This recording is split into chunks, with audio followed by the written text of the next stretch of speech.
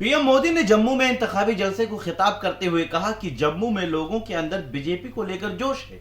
वादी के लोग दहशतगर्दी और अलहदगी पसंदी नहीं चाहते। इस दौरान उन्होंने अपोजिशन पर भी जमकर हमला बोला।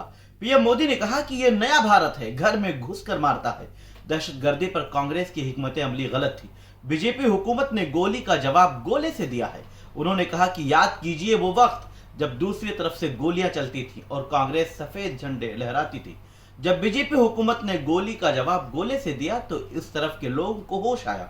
आज 28 सितंबर है। आज ही के दिन सर्जिकल स्ट्राइक को अंजाम दिया गया था। हिंदुस्तान ने दुनिया को बताया था कि यह नया भारत है, यह घर में घुसकर मारता है।